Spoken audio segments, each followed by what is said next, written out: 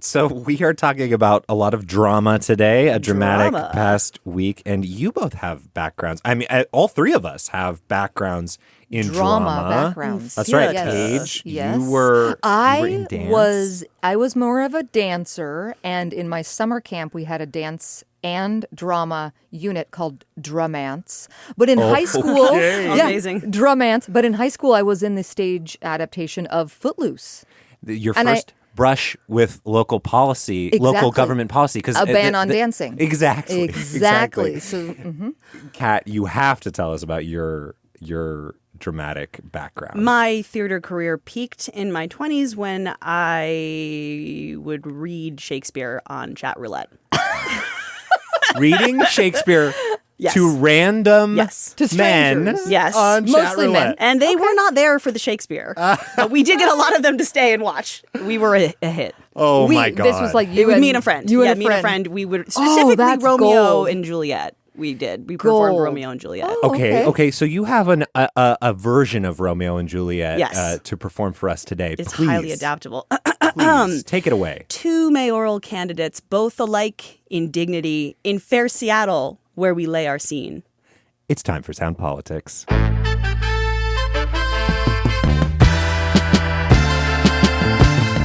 This is Sound Politics. I'm Scott Greenstone, former child actor, a teenage drama kid.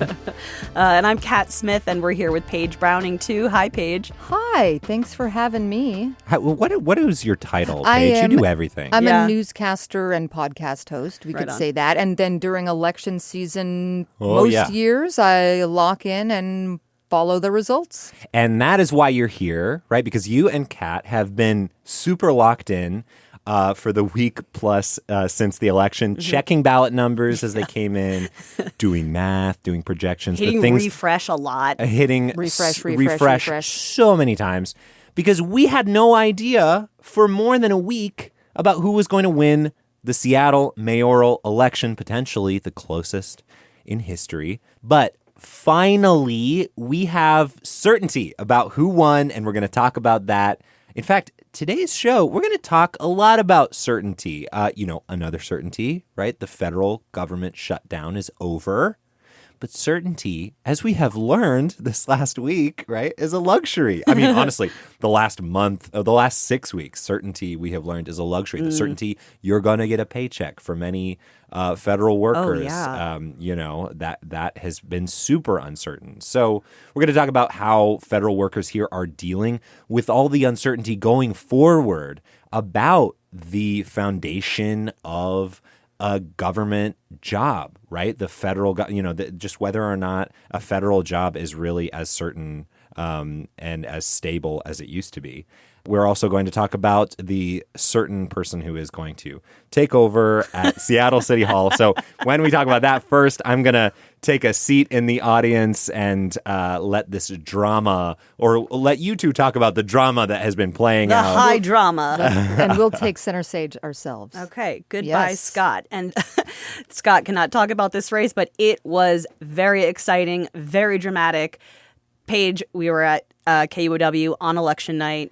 Yep. And, Waiting for those results to drop. a lot of them were kind of as we expected. Kind of boring. Yeah, except for one race. Except for one race. Except for the mayor's there were race. a couple, but the mayor's race is the one that we were like, oh. It was so close. Buckle in. Yeah. I believe those were the words we used. And it turned into a real roller coaster. Our current mayor, we are both currently in Seattle. Our current mayor, Bruce Harrell, has been in city politics for about 2 decades. He was a moderate candidate. He was trying to do something no mayor has done since 2005, and that is win re-election in Seattle. His challenger was a Democratic socialist, Katie Wilson. She's never won elected office before. She's never run before. That's And right. Harrell was leading on election night. At one point, his lead was as high as 10,000 votes. Today, he conceded to Katie Wilson. The Wilson administration will have new ideas. They will have a new vision. By winning the election, they have earned that right. We must listen to the young voters. So that's him today. And he gave a pretty long concession speech, took some reporter questions. I mean, we were watching it. I thought it might last, I don't know, couple minutes. 10 minutes maybe, and some questions later. He went for nearly an hour, standing next to his wife. He had like city council members and former city council members, including packing Tim the Burgess room. in the crowd. It was, he had a group watching and listed his accomplishments in office, talked about police hiring, talked about downtown recovery, which has been a really big thing for him. And I was sort of struck by his tone. I wonder if you were as well. He was pretty relaxed. Yeah, he was chill. He was almost like, He did not seem fired up. No. He didn't seem emotional in any direction. Not until the very end of the speech. And we're going to get to that. But first, I want to talk about something in that cut that just played where he talks about basically losing the youth vote. He recognized here that millennials and Gen Z came out big for Katie Wilson. She won. She beat him. He's stepping aside to honor their choice. Yeah, and this is something that comes up every election cycle. We talk about it every time. The ballots come in at the very end, do swing heavily in the progressives' favor in Seattle. Voters tend to be younger, those ones that come in late. And I mean, you brought up this tape this week at the ballot box on Capitol Hill in Seattle. People it was partying popping. outside People the were ballot partying. box, You know, yeah. it was election day, and they were like, "Come, Drop your cast ballot vote. off here." There's music. It was a party, kind of rock the vote-esque, which I love, little throwback. But until yesterday, we didn't know, neither did the campaigns, how much this lefty swing would actually swing toward Wilson. Yeah. And now we know. Katie we weren't Wilson, sure if she was going to be able to close that gap that, We that weren't Harrell was sure. leading her on election night. Exactly. He had like 10,000 votes ahead of her election night. Could she make up that gap? And now we know Katie Wilson won. She will be Seattle's first millennial mayor. And I want to say something about this because that's been talked about. She's not going to be the youngest mayor ever. Oh, okay. That went to a 34-year-old Wesley Ullman, elected in the fall of 1969. A change election in its own, if you know anything about the late 60s, early 70s.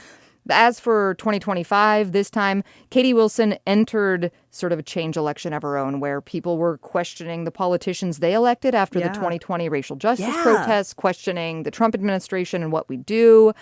And Wilson sort of differentiated her campaign with a message about affordability and criticizing the city's response to homelessness. Yeah. And we'll see what she does in office. That takes us into the next clip I want to play. Harrell talked about what's next for him now that he's going to step aside. And he doesn't really seem to have it all figured out yet. Like, he was surprised that he lost, and he's still kind of coming to terms with it. Seattle will be fine. I will make sure of that. I'm not retired. I'm not going anywhere. Right. I mean, a lot of people are surprised by his loss, Kat. Right, he was the incumbent. And a lot of people wanted him in office again and are wondering what's next for him. You know, almost half of the voters voted for him. Yeah. For a while, it looked like a recount could be possible. It got so close, Yeah. like 91 votes separating them. But in the end, no, voters rejected not just Bruce Harrell, Katie but a Wilson bunch. pulled ahead even more. Yeah, she pulled ahead even more, and then she won the race. And that means Bruce Harrell and a bunch of city incumbents this election They're also were out, rejected. They're out. The city attorney, the Council city council president, president, Sarah yeah. Nelson, and Harrell looked like he might keep the job until the very last minute. So big changes coming to Seattle, and there's something else here in this clip that I want to talk about. You know, Harrell's talking about how his time as mayor is over. Right. But he's not going anywhere. He's going to stick around. He's going to almost like he's going to keep an eye out. He's going to be watching Wilson and how she governs. He's got concerns about some of her policies, big concerns. Like, he talked about this on the campaign trail a little bit. It was almost like he's worried that she might tank the economy of the city. He said something another point in the speech. He said the mayor can't just bring down housing prices. There has to be economic development. We can't lose jobs in Seattle. And they have to understand that, meaning the Wilson team has to understand that. Yeah, and it's interesting, you know, the race is over, but he's still sort of talking about his concerns that he brought up on the campaign trail. The campaigning is over, but, you know, in his last speech for this election cycle, he's still going after probably her lack of experience. Yeah. Wilson Definitely. campaigned on the high cost of food. You know, she had her whole thing about how much does a slice of pizza cost. And it does cost a lot. It costs a to lot. eat out in Seattle. Yep. She campaigned on the high cost of housing. The rent is really high. And she wants to do things like build a ton of social housing, move low-need homeless people into empty apartments. She wants to tax the rich. Some of her ideas are not tested. So Bruce Harrell's probably wondering about that. These aren't tested. Some of them are really ambitious. I also noticed the last couple of days there's been this narrative on right-wing media. I've seen it all over the place. The Post-Millennial, the Daily Mail. Seattle's elected a socialist, a mini Mamdani. City's economy is going to go down the tube. Just you watch, Seattle. And it's almost like Harrell's saying, like, hey, I've heard this narrative. I'm aware of this. I'm concerned about this too. And he says he's going to stick around and keep an eye out. Yeah, I do wonder how involved he will be. Yeah. Because He didn't specify he at all. didn't say. Probably he's still figuring that out. But a new mayor is a time of uncertainty. We're going to have new people in City Hall. We're going to have different priorities. Wilson made a lot of promises on the campaign trail, and now we'll have to see what she can deliver on or how she compromises with people to get done what she wants to. Which is something that she did talk about on the campaign trail when Harrell would hammer her on her relative lack of political experience. She did say, you know, she helped lobby for things like the Jumpstart tax, the tax on big wealthy businesses in Seattle to fund affordable housing. She had to do coalition building and manage personalities. So she does have some experience, you know, navigating and compromising and working with a team. And she said that, like, she recognizes that she doesn't have experience running a city. She's going to have to surround herself with a team of people to help her come up to speed.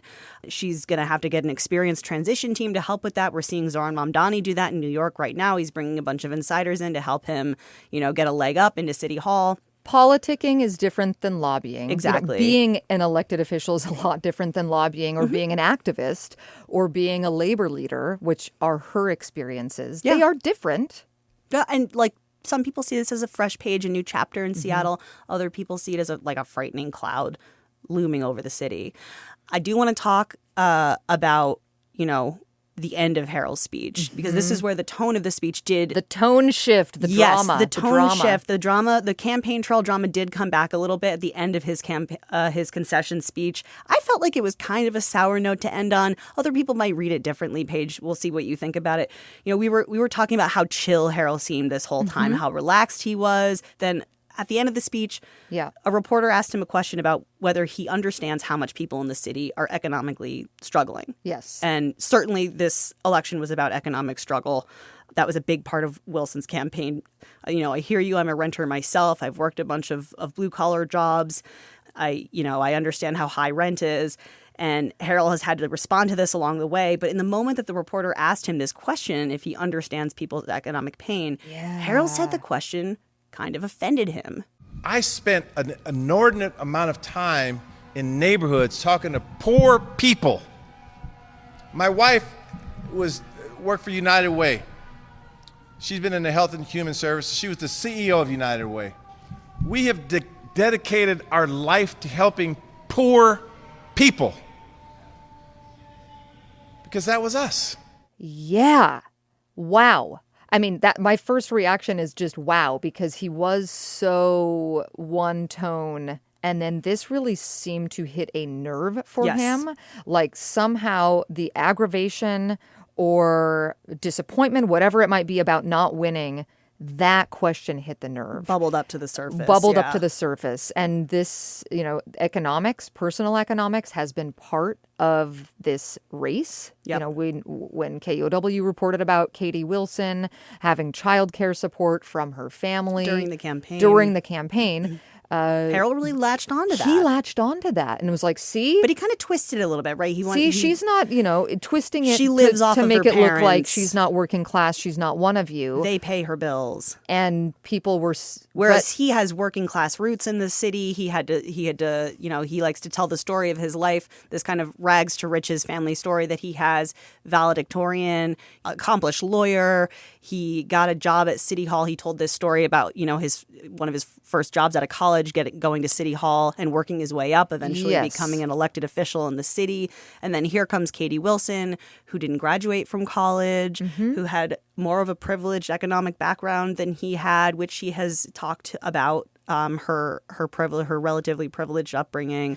Yeah, I mean, I see this as Harrell taking personally that there could be some perception that he's not the more working class person in this race. Because not anymore, right? Not anymore. He did say, this isn't I don't struggle economically anymore. Right. And he is the candidate who is deeply rooted in Seattle and does have a lot of community connections, especially tied to the Central District, Chinatown International District. So he did seem, I can't speak for him, obviously, but he seemed sort of offended that he was perceived differently as the one who had a leg up here. But the thing is about Katie Wilson, yeah, she does have a completely different storyline. She didn't work her way through City Hall and graduate as Bruce did.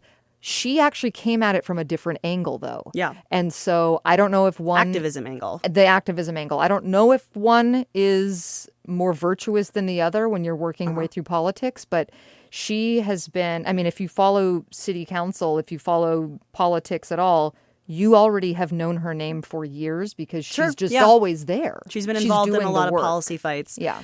There was a moment in our debate that we had between these two mayoral candidates here in KUOW studios when, Harrell had the same kind of reaction to a question when he mentioned they were talking about homelessness policy, and Katie Wilson was kind of accusing him of not accomplishing enough on homelessness in his time in office, and his response was that this is kind of offensive. I've been doing this work for 15 years. This woman, Katie Wilson, doesn't know what she's talking about. She hasn't worked in this space. It's offensive. He said it was offensive to him, and it was offensive to all the people that have been working in homelessness policy in this region for 15 years. So I saw a flash of that again at the end of his speech. And like you said, it's like the frustration and the anxiety from the campaign trail suddenly bubbled back to the surface. And this like very chill guy who had this weight lifted off of his shoulders, all of a sudden you could see that tension rise back to the surface for a minute. Yeah, that's happening, as he comes in with his scripted comments saying, Katie Wilson,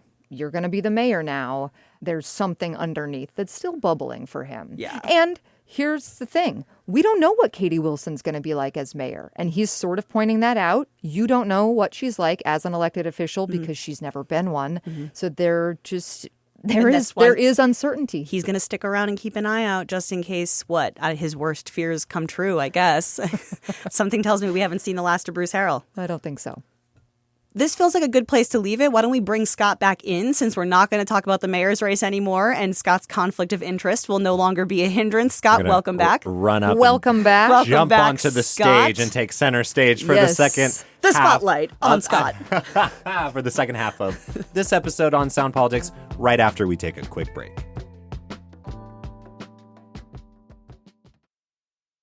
And we're back with Sound Politics. So on Monday, I went to Bremerton, and this is before the shutdown ended. I watched workers at the end of the day stream out of the Puget Sound Naval Shipyard, where the Navy's ships are built and maintained. These workers just headed straight home for the most part.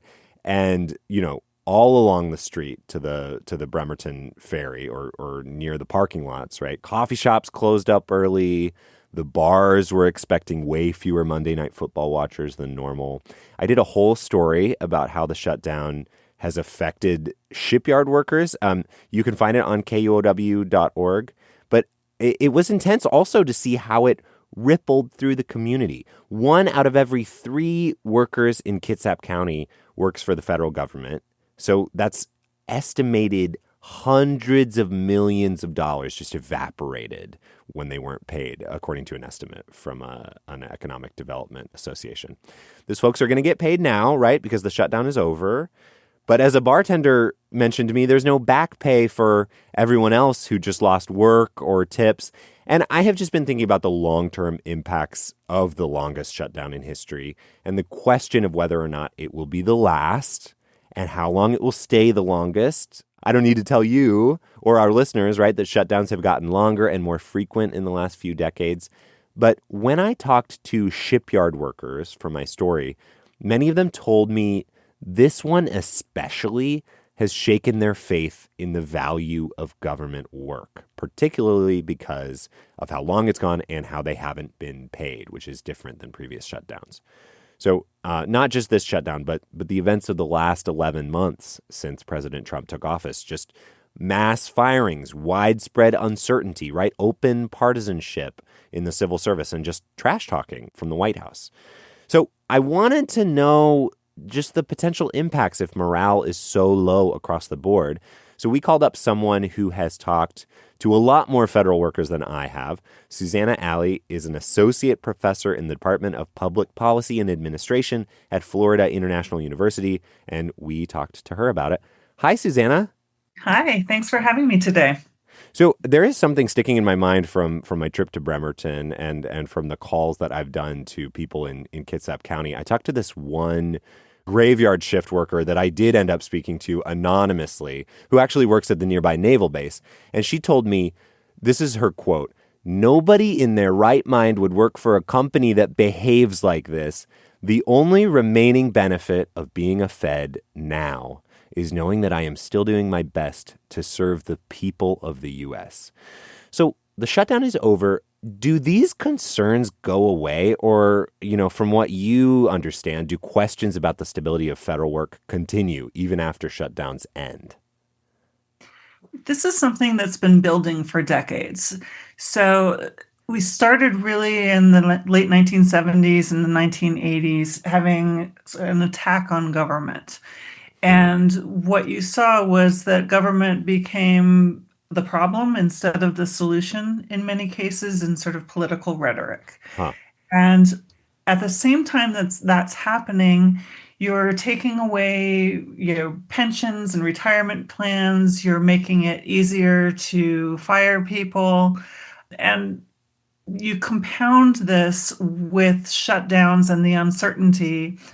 And people have to say, well, what is the value? So your quote earlier was really powerful because it sums it up.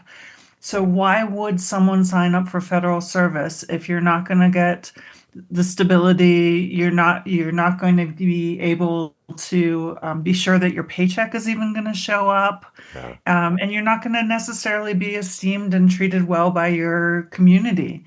So it's a real challenge that can have some long-term impacts. Yeah. And I'm curious, in that kind of environment, which it sounds like has been building for, decades, who is more likely to leave their federal government jobs and who's more likely to stay? There are two factors that you have to think about. The first is how long people have been in their job. So if you've been in your job for 20 years, you've seen shutdowns, you've seen political, groups come and go, right, and you're probably more likely to say, I can weather this storm. If I'm not ready to retire yet, I can wait. If you're ready to retire, you start to think, do I really want to put up with this anymore? Where I think it's risky is the people who've only been in service for maybe 1 to 5 years. Because they're really the ones who are saying, wow, do I really want to be here 5, 10, 20 years dealing with this? Is this the right career path for me? So there's that sort of tenure, how long they've been with the government question. And then there's the question of the availability of other jobs. So, you can say a lot of things. There's a substitute in the private sector or state government or local government. So people can pivot and they can go into other areas. But there are some jobs that are really unique to the federal sector. They're going to be hard for people to make changes. So for instance, if you're in the forestry, there's some jobs at the state and local level, but there are really more opportunities in the federal government. So they have a little bit of a harder time because if they want to leave federal service, they're often looking at a full career change instead of just changing who their employer is. Yeah, interesting. I've been talking to more like blue collar workers, or one of my sources called them people turning wrenches, and their jobs have not really been in the political crosshairs of conservatives as much. But you wrote a book about employees at the CDC and the FDA and other health-related departments. And I wonder, you talk to a lot of employees at those agencies. What is morale like there among more sort of white collar specialized jobs? I think that people are really defeated. So I should say that those agencies that I wrote that book about, when I started this research 10 million years ago, or a decade ago, really, it was, these weren't really political agencies. We didn't think of them that way. We've always thought of the Environmental Protection Agency as political. We've always thought of the Department of Education as political. But most of the jobs in government that are done, white collar jobs, are people who are really committed to public service. They really like the impact that they can make. And yes, there was some political stuff going on, but it felt like more noise to them. There's always been politics. You've always had to adjust to administrations. There have always been administrations who've targeted people or agencies or offices, but not on this scale, not in this magnitude. And it has never resulted in mass firings the way it has in the last year. So it's an adjustment to say that that buffer is reduced or gone, and people are really defeated, and so they are looking to see if they have other alternatives. I've known a few people who've voluntarily walked away from federal service without having another job to go to, and think about the courage it takes to do that. So there are impacts of the people who leave, but there are also impacts of lost productivity, basically a demoralized federal service. And I wonder, I'm kind of curious, as we come out of this long shutdown, looking forward, right? As we've talked about, it isn't necessarily just one shutdown that causes people to leave the federal workforce, but, compounding multiple shutdowns, maybe, workloads, like those kinds of things. What are the long-term impacts of these morale issues in the federal government? And I'm actually really curious how they affect us. If we don't work in the federal government, it may be super obvious that, like, okay, if there's not enough air traffic controllers, that's going to have an impact on my trip. What are the invisible ways that the federal government shortages in the workforce could really affect us in the public? Well, you're losing two things. You're losing the number of bodies who are there to actually do the work, right? So the people who are there are stretched thin. But you're also risking losing institutional knowledge. So what things have been tried before? What works? What doesn't work? How do you train the next generation of people who are going to be in these jobs? And when you think about it, if things are stretched thin, like you said with the air traffic controllers, the same thing goes everywhere. You have the people who are making sure your food is safe. Well, you want to have enough of those people, and you want to make sure they're in the right headspace to do their jobs well. You want to make sure that if you need any benefits, your Social Security, your food assistance is obviously a big question right now, your health insurance, that there's someone to answer your questions or help you if there's a problem with those things. So there are those direct ones, but it's also about, these are the people who send out a lot of grant money, who monitor a lot of contracts. And so they're doing a lot of the oversight and distribution of funds that go into the private sector, go into universities, go into state and local governments. So it's all slowed down, and it's all going to chip away at the quality of service that they can provide. Yeah. You mentioned that younger employees are more likely to go find other jobs, right? If you've been thinking about a career in the federal government and then it doesn't work out sort of at the beginning of it, you might be more likely to go look for a career in something else. What do you foresee for the future for America, just like 10, 20 years down the road, when we don't have these older employees who are still doing their jobs, who are still sticking through the shutdowns?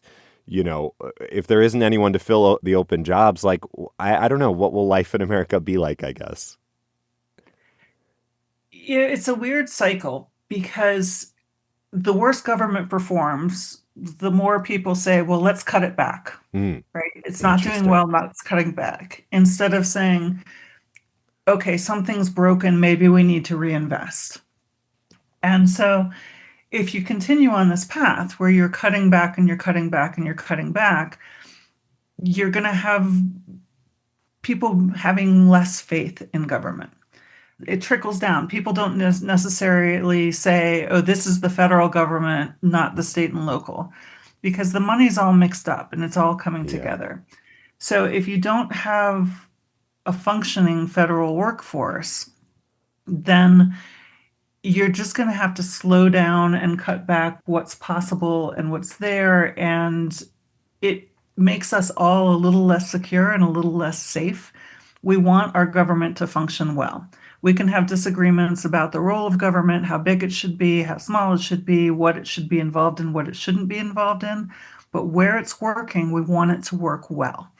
And so if we can reconceptualize how we think about it to saying, let's really make what we end up deciding collectively as the right version of government, let's make it really powerful in its ability to perform. That's where we want to be.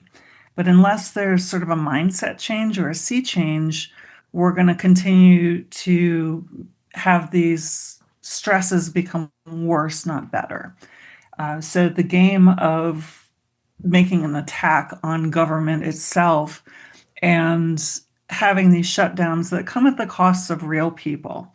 This is not just political theater. That's going to long-term really hurt us unless we can turn it around and say this isn't acceptable anymore.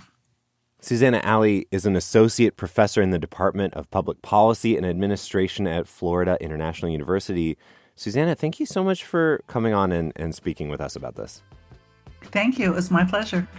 And that's it for Sound Politics today. Our show is produced by Hans Anderson. Our editor and host is Kat Smith. And I'm KUOW Politics reporter Scott Greenstone. Special thanks to Paige Browning for stepping in to host this week. This show is only possible. The only way we have some degree of certainty about the future is because of your support. So please, if you want to give us just a tiny, just a slightly bigger measure of certainty in the future, please consider a donation to keep us going at kuow.org/politics. And we'll see you next week.